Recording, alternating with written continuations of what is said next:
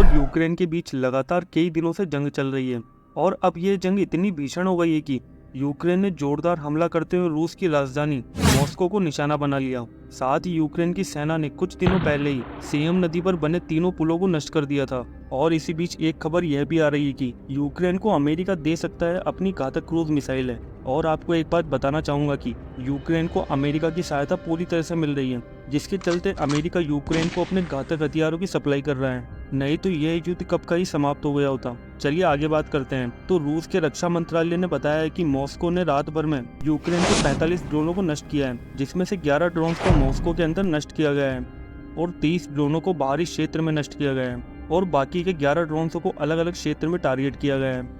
चलिए अब बात करते हैं कि आखिर अमेरिका यूक्रेन की मदद कैसे कर रहा है। दरअसल अमेरिकी सरकार रूस के खिलाफ जंग लड़ने के लिए यूक्रेन को अपनी सबसे घातक क्रूज मिसाइलें देने का विचार कर रही है, जिसका नाम joint air to surface stand off missile है।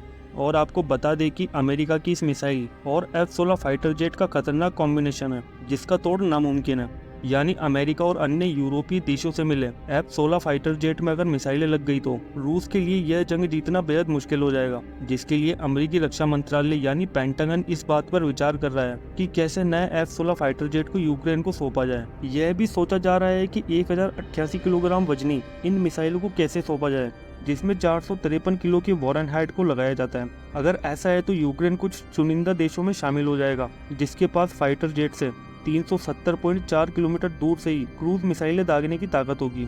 और इस मिसाइलों को अमेरिकी डिफेंस कंपनी लॉकहीड मार्टिन ने बनाया है, जो कि अब तक 7500 मिसाइलें बना चुकी हैं।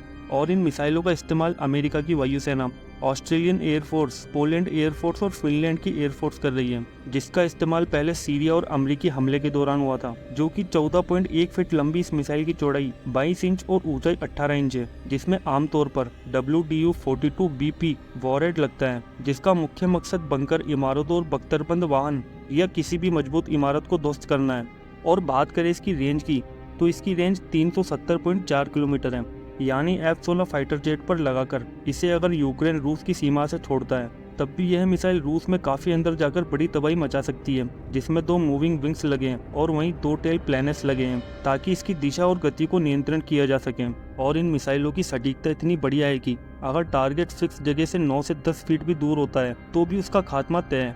जिसका इस्तेमाल America B-1 launcher, B-2 split, B-52 स्ट्राटोफोर्टिस, F-15E strike eagle, F-16 fighter Falcon, F-18 hornet Rapido dragon और C-130 C-17 विमानों में कर रहा है। और बात करें मिसाइलों की, तो ऑस्ट्रेलिया ने अमेरिका से इसके 2 वेरिएंट खरीद रखे हैं। इसके अलावा पोलैंड ने भी 3 वेरिएंट खरीदने का ऑर्डर दे रखा है। और यह भी माना जा रहा है कि भविष्य में जर्मनी, नीदरलैंड और जापान भी इन मिसाइलों को खरीदने वाला है, जिसको लेकर फिलहाल बातचीत चल रही है। दोस्तों आज के लिए बस इतना ही। वीडियो अगर पसंद आया तो लाइक और चैनल को सब्सक्राइब जरूर कर देना। धन्यवाद।